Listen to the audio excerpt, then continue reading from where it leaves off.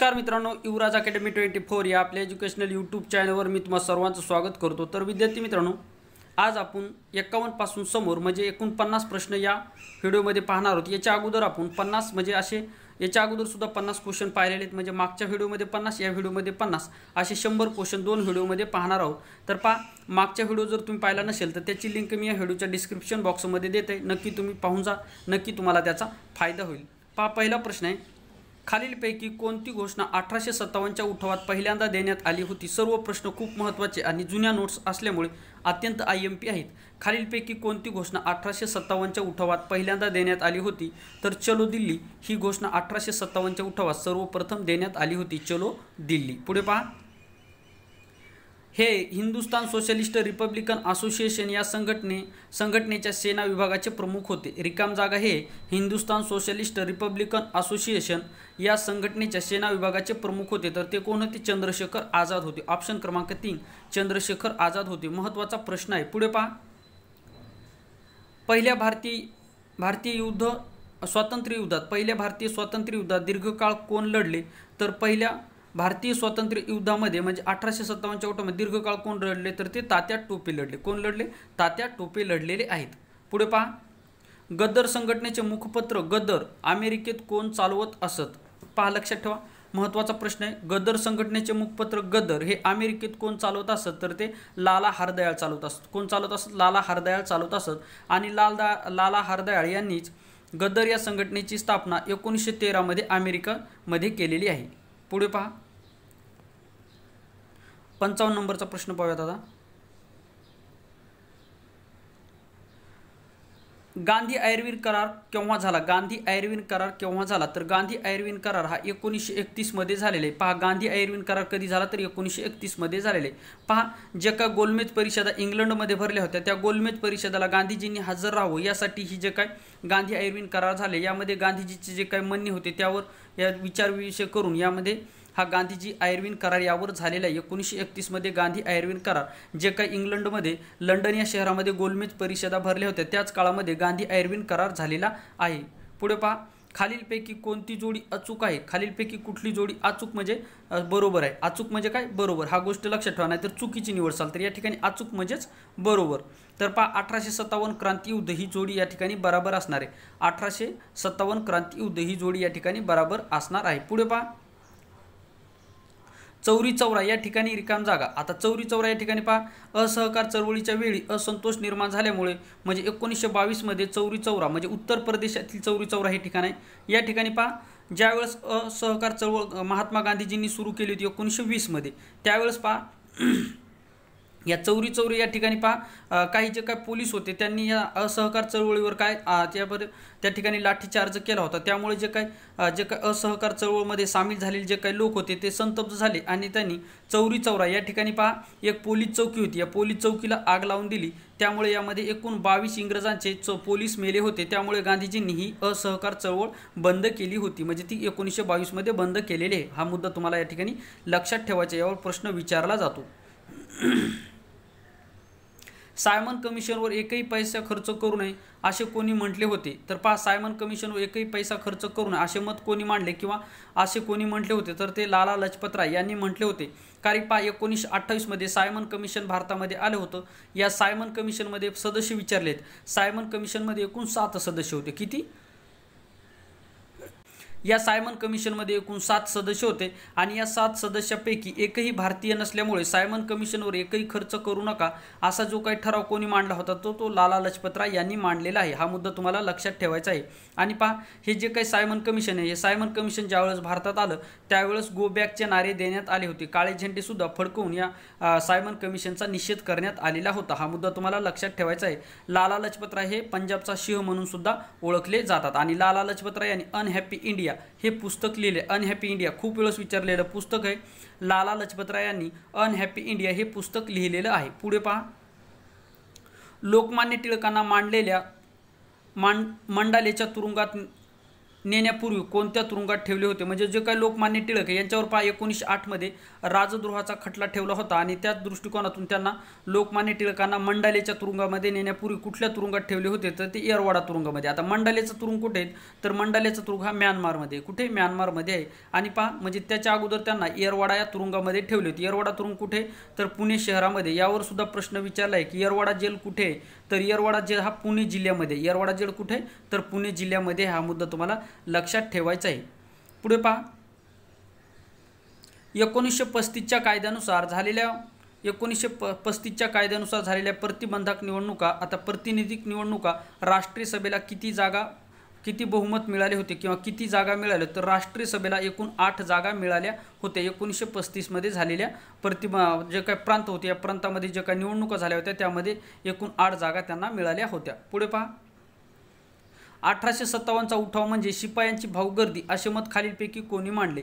तर 1857चा उठाव म्हणजे शिपायाची भाऊगर्दी असे मत प्राध्यापक नर फाटक यांनी मांडलेले आहे. प्राध्यापक नर फाटक यांनी मांडलेले. तर विदा सावरकर यांनी 1857च्या उठावाला पहिले स्वातंत्र्य युद्ध म्हणून उल्लेख केला होता विदा सावरकर यांनी. आणि यावर एक पुस्तक सुद्धा आहे विदा सावरकर यांचं. प्रश्न विचारला जाईल की स्वातंत्र्य समर 1857च्या उठावामध्ये स्वातंत्र्य समर हे पुस्तक कोणी लिहिले? तर ते विदा सावरकर यांनी लिहिलेलं आहे. पुढे पहा भारताला स्वातंत्र्य मिळाले तेव्हा ब्रिटिशचे पंतप्रधान कोण होते? महत्त्वाचा प्रश्न आहे. भारताला स्वातंत्र्य कधी? 15 ऑगस्ट 1947 रोजी भारताला स्वातंत्र्य मिळाले. आणि भारताला ज्यावेळेस स्वातंत्र्य मिळाले त्यावेळेस इंग्लंडचे पंतप्रधान कोण होते? तर ते क्लायमेट ॲटली होते. कोण होते? क्लायमेट ॲटली होते. आणि प्रश्न जर असा आला भारताला स्वातंत्र्य मिळाले त्यावेळेस इंग्लंडमध्ये कुठला पक्ष सत्तेमध्ये होता? कुठला पक्ष सत्तेमध्ये होता? असा जर प्रश्न जर आला तर तो मजूर पक्ष सत्तेमध्ये होता आणि पंतप्रधान क्लायमेट ॲटली होते. महत्त्वाचा प्रश्न आहे. पुढे पहा रोलेट ॲक्ट केव्हा पास झाला होता? रोलेट ॲक्ट केव्हा पास झाला होता? तर 1919 मध्ये रोलेट ॲक्ट पास झाला होता. याला काळा कायदा सुद्धा असे म्हणतात. रोलेट ॲक्ट 1919 मध्ये पास झाला होता. पुढे पहा 1929 मधील काँग्रेसच्या लाहोर अधिवेशनात प्रथमच संपूर्ण स्वातंत्र्याची मागणी करून कोणता दिवस स्वातंत्र्य दिवस म्हणून साजरा करण्याचे ठरविले होते? म्हणजे पहा 1929 मध्ये लाहोरमध्ये जे काय अधिवेशन भरलं होतं त्याचे अध्यक्ष कोण होते? पंडित जवाहरलाल नेहरू होते. आणि याच अधिवेशनामध्ये संपूर्ण स्वातंत्र्याचा ठराव पास करण्यात आला होता. तर तो स्वातंत्र्य दिन म्हणून 26 जानेवारी 1930 रोजी 26 जानेवारी 1930 हा दिवस स्वातंत्र्याचा दिन म्हणून साजरा करण्याचे ठरविण्यात आलेले होते. लाहोर अधिवेशनामध्ये प्रश्न विचारला जाईल की लाहोर हे शहर म्हणजे स्वातंत्र्यपूर्व काळामध्ये भारताच्या स्वातंत्र्याचा ठराव पास झालेले लाहोर हे ठिकाण सध्या कुठल्या देशामध्ये आहे? असा जर प्रश्न आला तर लाहोर हे आता सध्या पाकिस्तान या देशामध्ये आहे. पुढे पहा 65 नंबरचा प्रश्न रिकाम जागामध्ये ट्रान्सफर ऑफ पॉवर कायदा पास करण्यात आला. तर ट्रान्सफर ऑफ पॉवर हा कायदा 1858 मध्ये पास करण्यात आले. पहा 1858 मध्ये जो काय उठाव झाला होता त्यावेळेस पहा जे काही इंग्लंडची जी काही कंपनी होती ईस्ट इंडिया कंपनी, ह्या ईस्ट इंडिया कंपनीची सत्ता त्या ठिकाणी जाऊन इंग्लंडचे जे काही सरकार राणी व्हिक्टोरिया यांची त्या ठिकाणी सत्ता आलेली होती. म्हणजे या ठिकाणी पहा म्हणजे भारतामध्ये जो काही कारभार पाहिला जाईल तो आता इंग्लंड सरकार पाहणार होतो 1858 नंतर. म्हणजे त्याला ट्रान्सफर ऑफ पॉवर असे म्हणतात. कारण की पहा म्हणजे इंग्लंडची जी काही कंपनी होती ईस्ट इंडिया कंपनी तिचे जेवढे काही पॉवर होते ते आता इंग्लंड सरकारकडे जाणार होते 1858च्या कायद्यानुसार. त्यामुळे याला ट्रान्सफर ऑफ पॉवर कायदा असे म्हणतात. पुढे पहा बंगालचा पहिला गव्हर्नर जनरल कोण होता? खूप वेळेस विचारलेला प्रश्न आहे. बंगालचा पहिला गव्हर्नर जनरल कोण होता? तर बंगालचा पहिला गव्हर्नर जनरल होता तो म्हणजे वॉर्न हेस्टिंग हा बंगालचा पहिला गव्हर्नर जनरल होता. पाळेकरांचा उठाव रिकाम जागा या भागात झाला. तर पाळेकरांचा उठाव कुठल्या भागामध्ये झाला आहे अशा स्वरूपाचा प्रश्न आहे. तर पाळेकरांचा उठाव हा आंध्र प्रदेश या भागामध्ये झालेला आहे. कुठले? आंध्रा या भागामध्ये म्हणजेच आंध्र प्रदेश या भागामध्ये झालेला आहे. पुढे पहा बॅरिस्टर श्यामजी कृष्ण वर्मा बॅरिस्टर श्यामजी कृष्ण वर्मा यांनी रिकाम जागा येथे इंडिया हाऊसची स्थापना केली. महत्त्वाची ही संघटना आहे मित्रांनो. कारण की स्वातंत्र्यपूर्व काळामध्ये जेवढे काही भारतीयचे जे काही क्रांतिकारक होते त्यांना पैसे पुरवण्याचे व त्यांना जे काही युद्ध साहित्य पुरवण्याचं कार्य इंडिया हाऊस यामधून केलं जात होतं. त्यामुळे ही महत्त्वाची संघटना आहे. ही कोणी स्थापन केली? तर बॅरिस्टर श्यामजी कृष्ण वर्मा. यावर प्रश्न विचारला जातो. बॅरिस्टर श्यामजी कृष्ण वर्मा यांनी लंडन या ठिकाणी इंडिया हाऊसची स्थापना केली. यावर खूप वेळेस प्रश्न विचारला इंडिया हाऊसची स्थापना कोणी केली किंवा इंडिया हाऊसची स्थापना कुठे झाली यावर प्रश्न विचारला जातो. तर इंडिया हाऊसची स्थापना कोणी केली असा प्रश्न जर आला तर श्यामजी कृष्ण वर्मा. कुठे झाली? तर ती लंडन या शहरामध्ये झालेली इंडिया हाऊसची स्थापना. आणि लंडन कुठे? तर लंडन हे इंग्लंड या देशामध्ये म्हणजे सध्या इंग्लंडची ती राजधानी आहे. पुढे पहा 69 नंबरचा प्रश्न रिकाम जागानंतर जालियनवाला बाग हत्याकांडाकडे हत्याकांड झाले, म्हणजे कुठल्या याच्यानंतर हत्याकांड झाले, म्हणजे जालियनवाला बाग हत्याकांड, तर ते रोलेट कायद्यानंतर म्हणजे 1919 मध्ये जे काय रोलेट कायदा झाला होता त्याच्या विरोधामध्ये पहा जालियनवाला, पंजाबमधील जालियनवाला या ठिकाणी पहा बरेच लोक या ठिकाणी आंदोलनासाठी जमले होते। त्यावेळेस जनरल डायर, इंग्लंडचा जो काय अधिकारी होता जनरल डायर यांनी याच्यावर बेछुट्ट गोळीबार करून यामध्ये जवळपास 400 लोक मृत्युमुखी पडले होते। त्यामुळे पहा रोलेट कायद्याच्या विरोधामध्ये हा जालियनवाला बाग हत्याकांड झालेला आहे 1919 मध्ये। बंगालची फाळणी लॉर्ड कर्झन यांनी 1905 मध्ये केलेले। प्रश्न जर असा आला बंगालची फाळणी कधी रद्द झाली, तर बंगालची फाळणी 1911 मध्ये पंचम जॉर्ज यांनी रद्द केलेले। आणि इल्बर्ट विधेयक पहा 1883 आहे। तर इल्बर्ट विधेयक होतं काय, तर पहा इल्बर्ट विधेयकामध्ये असं होतं की जे काही इंग्रजांचे जे काय म्हणजे भारतीय जे काही लोक आहेत त्यांचे जे काही कायदे ते फक्त इंग्रज लोकच चालविणार, यामध्ये असं मेन्शन इल्बर्ट विधेयकामध्ये केलेलं होतं। हा मुद्दा तुम्हाला या ठिकाणी लक्षात ठेवायचा आहे। पुढे पहा 70 नंबरचा प्रश्न पहा, सार्वजनिक बांधकाम विभागाच्या स्थापनेची शिफारस कोणी केली होती? तर सार्वजनिक बांधकाम जो काही विभाग आहे याची सुरुवात कोणी केलेली, तर ती केली लॉर्ड डलहौसी। लॉर्ड डलहौसी यांनी केली। पहा लॉर्ड डलहौसी यांनी भारतामध्ये रेल्वेची सुरुवात सुद्धा लॉर्ड डलहौसी यांनी केली, बांधकाम विभागाची सुरुवात सुद्धा लॉर्ड डलहौसी यांनी केलेली। आणि पहा लॉर्ड डलहौसी यांनी जे काय आपले दत्तक वारसा नामंजूर हे धोरण कोणी सुरू केलं होतं, हे लॉर्ड डलहौसी यांनी केलेलं आहे। पुढे पहा मुंबई इलाक्यात बालविवाह विरोधी चळवळीचे नेतृत्व कोणी केले, तर मुंबई इलाक्यामध्ये बालविवाह विरोधी चळवळीचे नेतृत्व बेहेरामजी मलमारी यांनी केलेले। खूप वेळेस विचारलेला प्रश्न आहे, मुंबई इलाक्यामध्ये बालविवाहाचे नेतृत्व कोणी केले, तर बेहेरामजी मलमारी यांनी केलेलं आहे। ब्रिटिशांनी भारतात वाहतूक दळणवळण व्यवस्थेत सुधारणा केल्या, कारण पहा ब्रिटिशांनी भारतामध्ये वाहतूक व दळणवळण म्हणजे या ठिकाणाहून दुसऱ्या ठिकाणी जाण्यासाठी ही व्यवस्था इंग्रजांनी कशामुळे केली, म्हणजे त्यांचा उद्देश काय होता, तर या ठिकाणी पहा भारतात व्यापार करणे व लष्कराच्या हालचाली करणे सुलभ व्हावे या दृष्टिकोनातून भारतामध्ये जे काही रेल्वे आहेत किंवा दळणवळणाचे जे काही साधन आहेत, दळणवळणाचे म्हणजे काय मित्रांनो, एका ठिकाणाहून दुसऱ्या ठिकाणी जाण्याचे साधने त्याला दळणवळणाची साधने असे म्हणतात। तर या ठिकाणी पहा वाहतूक आणि दळणवळण प्रसारमाध्यमे किंवा इथली बातमी तिथं कळण्यासाठी लवकरात लवकर कळावी या दृष्टिकोनातून वाहतूक आणि दळणवळण सेवा उपलब्ध करण्यात आली होती। जेणेकरून पहा स्वातंत्र्यपूर्व काळामध्ये भारतामध्ये वेगवेगळ्या सत्ता होत्या, त्या वेगवेगळे सत्तेचे जे काही एरिया होते, जे काही त्यांचे प्रांत होते, यामध्ये ते सत्ता काय करत होते, आता इंग्लंडला आपल्या भारतावर राज्य करायचं होतं, त्यामुळे इंग्लंडचं जे काही लष्कर आहे ते ताबडतोब एका प्रांतामधून दुसऱ्या प्रांतामध्ये हलविण्यासाठी किंवा कुठे जर उठाव झाला तर तो उठाव ताबडतोब दडपून काढण्यासाठी इंग्रजांना जे काही त्यांचं लष्कर आहे ते भारतामध्ये ताबडतोब एका ठिकाणाहून दुसऱ्या ठिकाणी हलण्यासाठी त्यांनी रेल्वे व दळणवळणासारख्या सुविधा उपलब्ध केल्या होत्या। हा मुद्दा तुम्हाला या ठिकाणी लक्षात ठेवायचा आहे। पुढे पहा 1935च्या कायद्याने रिकाम जागा प्राप्त झाली, तर 1935च्या कायद्याने काय झाली, तर प्रांतिक स्वयंसत्ता प्राप्त झाली। 1935 मध्ये जो काही कायदा झाला होता यामध्ये प्रांतिक स्वयंसत्ता निर्माण झालेली आहे। आणि प्रश्न विचारला जाईल की पहा 1935 मध्ये जो काही कायदा झाला होता या 1935च्या कायद्याने भारतापासून ब्रह्मदेश म्हणजे आताचा म्यानमार वेगळा झालेला आहे। कधी 1935च्या कायद्याने, आणि 1935च्या कायद्याचा बराचसा भाग भारतीय राज्यघटनेमध्ये समाविष्ट करण्यात आले। प्रश्न विचारला जाईल की भारतीय राज्यघटनेमध्ये कुठल्या कायद्याचा सर्वात जास्त भाग समाविष्ट करण्यात आले, मग येईल तुम्हाला 1858चा कायदा किंवा पिट्स इंडिया ॲक्ट अशा स्वरूपामध्ये किंवा रेग्युलेटिंग ॲक्ट अशा स्वरूपामध्ये तुम्हाला पर्याय दिले जातील। आणि त्या ठिकाणी एक दिला जाईल की 1935चा कायदा, तर तुम्हाला या ठिकाणी योग्य ऑप्शन निवडायचा 1935चा कायदा। 1935च्या कायद्याचा बराचसा भाग भारतीय राज्यघटनेमध्ये घेण्यात आलेला आहे। पुढे पहा जून 1945 मध्ये ब्रिटिश शासनाने भारतीयांसमोर कोणती योजना मांडली होती, तर जून 1945 मध्ये भारतीयांनी जे काही ब्रिटिश आहेत ब्रिटिशांनी भारतीयांसमोर ओव्हेल योजना मांडली होती। कुठली ओव्हेल योजना मांडली होती, ऑप्शन क्रमांक 2 असणार या प्रश्नाचं उत्तर। आणि माउंटबॅटन या योजनेनुसार भारत व पाकिस्तान हे दोन वेगळे झालेले आहेत। कुठल्या योजनेनुसार, तर माउंटबॅटन प्रश्न विचारला आहे भारत व पाकिस्तान हे दोन राष्ट्र कुठल्या योजनेनुसार वेगळे झाले, तर पहा माउंटबॅटन या योजनेनुसार भारत व पाकिस्तान हे दोन देश आहेत ते वेगळे निर्माण झालेले आहे। म्हणजे भारतापासून हा पाकिस्तान निर्माण झाला आणि पाकिस्तानपासून बांगलादेश निर्माण झालेला आहे। पुढे पहा खालीलपैकी कोणती जोडी अचूक आहे, अचूक म्हणजे बरोबर, हा शब्द तुम्हाला लक्षात ठेवा, अचूक म्हणजे बरोबर, अचूक म्हणजे काय बरोबर। तर पहा या ठिकाणी लॉर्ड रिपन स्थानिक स्वराज्य संस्थेचा ही जोडी अत्यंत योग्य आहे। पहा लॉर्ड रिपन याला स्थानिक स्वराज्य संस्थेचा जनक सुद्धा म्हणतात, कारण की लॉर्ड रिपन यांनी 1882 मध्ये, कधी 1882 मध्ये स्वातंत्र्य जे काय आपलं पहा 1882 मध्ये त्यांनी जो काही स्थानिक स्वराज्य संस्थेचा कायदा पास करून स्थानिक स्वराज्य संस्थेला मान्यता दिली होती, म्हणून याला स्थानिक स्वराज्य संस्थेचा जनक म्हणतात। यावेळेस खूप वेळेस प्रश्न विचारलेला आहे की स्थानिक स्वराज्य संस्थेचा जनक म्हणून कोणाला ओळखतात, तर तो लॉर्ड रिपन याला स्थानिक स्वराज्य संस्थेचा जनक म्हणतात. स्थानिक स्वराज्य संस्था म्हणजे काय, जिल्हा परिषद, पंचायत समिती, महानगरपालिका अशा स्वरूपामध्ये स्थानिक कारभार पाहणाऱ्या संस्था म्हणजे स्थानिक स्वराज्य संस्था.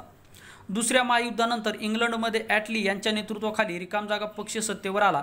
तर दुसऱ्या महायुद्धानंतर, आता दुसरं महायुद्ध जगामध्ये कधी सुरू झालं होतं, तर 1939 मध्ये दुसरं महायुद्ध सुरू झालं होतं आणि ते 1945 मध्ये संपलं होतं. तर पहा, दुसऱ्या महायुद्धामध्ये इंग्लंडमध्ये ॲटली यांच्या नेतृत्वाखाली रिकामजागा पक्ष सत्तेवर आला होता, तर तो मजूर पक्ष सत्तेवर आला होता. कुठला, मजूर पक्ष सत्तेवर आला होता.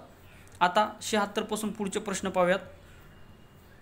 पहा, देशी संस्थांच्या विलिनीकरणाचे शिल्पकार असा गौरव उल्लेख कोणाचा केला जातो, तर पहा सरदार वल्लभभाई पटेल यांचा उल्लेख केला जातो. सरदार वल्लभभाई पटेल हे स्वतंत्र भारताचे पहिले गृहमंत्री होते.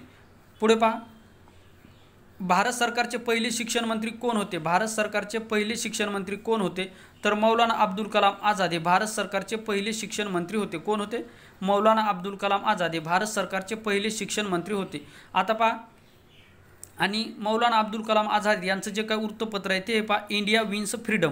खूप वेळेस विचारलेला प्रश्न आहे. आरोग्य विभाग भरती पहा, जिल्हा परिषद पहा परभणीमध्ये हा विचारलेला प्रश्न आहे आणि हा ग्रुप डीलाच विचारलेला प्रश्न आहे. की प्रश्न असा होता की इंडिया विन्स फ्रीडम हे पुस्तक कोणी लिहिलेलं आहे, इंडिया विन्स फ्रीडम हे पुस्तक कोणी लिहिलेलं आहे, तर हे पुस्तक लिहिलेले पहा मौलाना अब्दुल कलाम आझाद यांनी इंडिया विन्स फ्रीडम हे पुस्तक लिहिलेलं आहे. हा प्रश्न जिल्हा परिषद आरोग्य विभाग भरती परिचय पदासाठी विचारलेला प्रश्न आहे.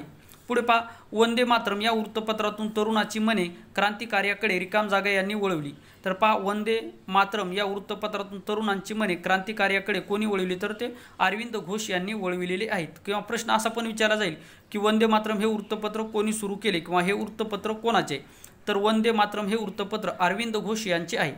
इंग्लंडचे पंतप्रधान रिकामजागा यांनी 1932 मध्ये जातीय निवाडा प्रसिद्ध केला. तर इंग्लंडचे पंतप्रधान रॉमसे मॅकडोनाल्ड यांनी 1932 मध्ये जातीय निवाडा प्रसिद्ध केला होता. पहा, इंग्लंडमध्ये जे काही गोलमेज परिषदा भरल्या होत्या, या गोलमेज परिषदेमध्ये रॉमसे मॅकडोनाल्ड यांनी जातीय निवाडा घोषित केला होता. यामध्ये पहा मग महात्मा गांधी व डॉक्टर बाबासाहेब आंबेडकर यांच्यामध्ये मतभेद निर्माण झाले होते. कधी, 1932 मध्ये जातीय निवाड्यामध्ये. पुढे पहा, क्रिप्स योजनेचे वर्णन बुडत्या बँकेवरील पुढील तारखेचा धनादेश किंवा चेक, धनादेश म्हणजे काय, चेक, असे कोणी म्हटले होते, तर क्रिप्स योजनेचे वर्णन बुडत्या बँकेवरील पुढील तारखेचा धनादेश असे वर्णन महात्मा गांधी यांनी केलेले आहे. पुढे पहा, खालीलपैकी कोणत्या राज्यकर्त्यांनी 1857च्या उठावात भाग घेतला नव्हता, तर ग्वालियरचे जे काही शिंदे आहेत म्हणजे मध्य प्रदेश, ग्वालियरचे जे काही शिंदे आहेत यांनी 1857च्या उठावामध्ये भाग घेतला नव्हता.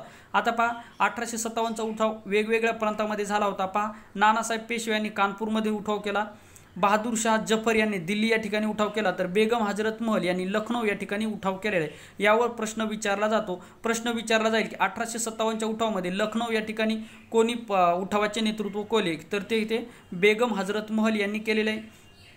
आणि प्रश्न असा विचारला जाईल की कानपूर या ठिकाणी 1857च्या उठावाचं नेतृत्व कोणी केलं, तर ते नानासाहेब पेशवे यांनी केलेले. यावर सुद्धा प्रश्न विचारला जातो. पुढे पहा, गदर उठावातील कोणते क्रांतिकारक जपानमध्ये जाण्यास यशस्वी झाले, तर पहा गदर उठावातील पहा कोणते क्रांतिकारक जपानमध्ये जाण्यास यशस्वी झाले, तर ते रासबिहारी बोस. कोण, रासबिहारी बोस हे या ठिकाणी जपानमध्ये जाण्यास यशस्वी झालेले आहेत.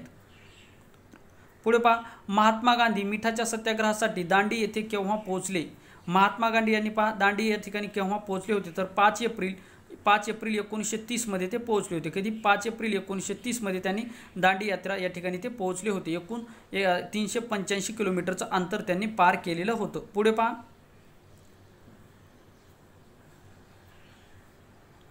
इसवी सन 1930 मध्ये पहिल्या गोलमेज परिषदेचे आयोजन कोणी केले होते, तर 1930 मध्ये पहिल्या गोलमेज परिषदेचे जे काय आयोजन आहे ते रॉमसे मॅकडोनाल्ड यांनी केलं होतं. कोणी, रॉमसे मॅकडोनाल्ड यांनी केलेलं होतं लंडन या शहरामध्ये. शीतयुद्ध ही संज्ञा सर्वप्रथम कोणी वापरली, तलाठी भरतीला जवळपास 10 ते 15 वेळेस रिपीट झालेला प्रश्न आहे. शीतयुद्ध ही संज्ञा सर्वप्रथम कोणी वापरली होती, तर शीतयुद्ध ही संज्ञा सर्वप्रथम वॉल्टर लिपमन यांनी वापरलेले. वॉल्टर लिपमन यांनी शीतयुद्ध ही संकल्पना या ठिकाणी मांडलेली. आता शीतयुद्ध म्हणजे असते काय, तर पहा शीतयुद्ध म्हणजे अशा स्वरूपामध्ये जसे पहा भारत आणि पाकिस्तान यामध्ये ज्या स्वरूपामध्ये समज बोलाबोली म्हणजे जे काय आपली जे काय बोलणे ती एकमेकाविरुद्ध बोलले जातं त्याला शीतयुद्ध असे म्हणतात. म्हणजे प्रत्यक्ष युद्ध न करता एकमेकावर आरोप व प्रत्यारोप करणे त्याला शीतयुद्ध असे म्हणतात. आणि ही संकल्पना वॉल्टर लिपमन यांनी सर्वप्रथम मांडलेली आहे. शीतयुद्ध म्हणजे काय तर फक्त एकमेकाविषयी आरोप व प्रत्यारोप करणे याला शीतयुद्ध असे म्हणतात. पुढे पहा, खालीलपैकी कोणता नेता जहाल गटातील नाही. खालीलपैकी पहा, जी काय राष्ट्रीय काँग्रेस होतं स्वातंत्र्यपूर्व काळामध्ये म्हणजे 28 डिसेंबर 1885 मध्ये जे काय राष्ट्रीय काँग्रेस निर्माण झालं होतं म्हणजे जे काही स्थापना झाली होती यामध्ये पहा 2 गट पडले होते नंतर काही कालांतराने. एक म्हणजे जहाल गट आणि दुसरा म्हणजे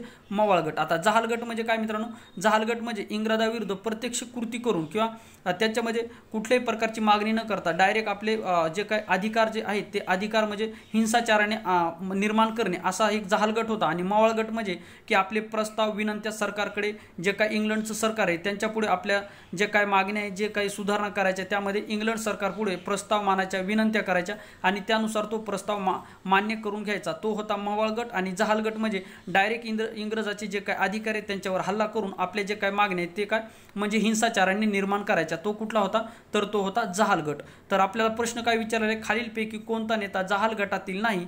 तर पहा, सुरेंद्रनाथ बॅनर्जी हा जहाल गटातील नव्हता म्हणजेच हा मवाळ गटातील असलेला नेता आहे. मवाळ गटातील असलेला नेता आहे. आता जहाल गटातील प्रमुख नेते पहा, यांना लाला लजपतराय, बिपिनचंद्र पाल आणि लोकमान्य टिळक यांनाच लाल बाल आणि पाल अशी संज्ञा सुद्धा विचारला जाईल की लाल बाल पाल हे कुठल्या गटातील नेते होते. तर लाल बाल पाल हे जहाल गटातील नेते आहेत. आणि आपल्याला प्रश्न काय जहाल गटातील नाही म्हणजे सुरेंद्रनाथ बॅनर्जी हा मवाळ गटातील आहेत. पुढे पहा, चले जाव चळवळीतील भूमिगत चळवळीचे नेतृत्व कोणी केले. चले जाव चळवळीतील भूमिगत चळवळीचे नेतृत्व कोणी केले तर जयप्रकाश नारायण यांनी केले. आता या ठिकाणी जयप्रसाद झाले तर ते जयप्रकाश नारायण यांनी भूमिगत राहून चले जाव चळवळीचे नेतृत्व केलेले आहे जयप्रकाश नारायण. पुढे पहा, अखिल भारतीय राष्ट्रीय काँग्रेस स्थापन करण्यामागे कोणता हेतू होता. म्हणजे जो काय अखिल भारतीय राष्ट्रीय काँग्रेस आहे म्हणजे राष्ट्रीय जे काय आता सध्या काँग्रेस आहे याची स्थापना 28 डिसेंबर 1885 मध्ये झाली. तर ती इंग्लंडचा जो काय अधिकारी होता AM हुम यांनी याची स्थापना केलेली. म्हणजे इंग्लंडचा जो काय अधिकारी होता त्यांनीच या राष्ट्रीय काँग्रेसची स्थापना केलेली आहे. तर याचा उद्देश काय होता पहा, भारतीयामध्ये ब्रिटिशाविषयी असंतोष निर्माण कमी करणे. म्हणजे पहा, भारतीय जनतेविषयी जे काय इंग्लंडचे जे काय सरकार होतं ते भारतीयावर अन्याय अत्याचार करत होतं. मग त्यामुळे भारताचे जे काही लोक आहेत ते लोक काय त्या ठिकाणी म्हणजे त्यामध्ये असंतोष निर्माण होत होता. तर हा असंतोष निर्माण म्हणजे कमी करण्यासाठी राष्ट्रीय काँग्रेसची स्थापना करण्यात आली. दुसरा हेतू म्हणजे ब्रिटिशांसाठी सुरक्षा कवच निर्माण करणे. आता ब्रिटिशांसाठी सुरक्षा कवच कसं निर्माण होणार होतं तर एक गोष्ट लक्षात ठेवा, जे काय भारतामधले महत्त्वाचे नेते जसे की पंडित जवाहरलाल नेहरू, महात्मा गांधी, डॉक्टर बाबासाहेब आंबेडकर, त्याच्यानंतर बदरुद्दीन तय्यबजी अशा स्वरूपामध्ये जे काही महत्त्वाचे नेते आहेत यांच्यासाठी एक व्यासपीठ निर्माण करणं व जे काही जनता आहे भारताची जी काही जनता आहे त्यामध्ये जर काय असंतोष निर्माण झाला असेल तर काही जे काही मागण्या आहेत त्या मान्य करायच्या, असंतोष हा निर्माण करायचा. म्हणजे इंग्लंडला सुद्धा या ठिकाणी सत्ता करणे सुरक्षित होईल. आणि दुसरी महत्त्वाची गोष्ट म्हणजे जे काही नेतृत्व करणारे नेते आहेत ते आपल्या जनतेला काय शांत ठेवण्यामध्ये मदत इंग्रज सरकारला करतील या दृष्टिकोनातून इंग्रज सरकारने काँग्रेस या पक्षाची स्थापना 1885 मध्ये केलेली आहे. म्हणजे दोन्ही सुद्धा उद्देश या ठिकाणी आहेत. पुढे पहा,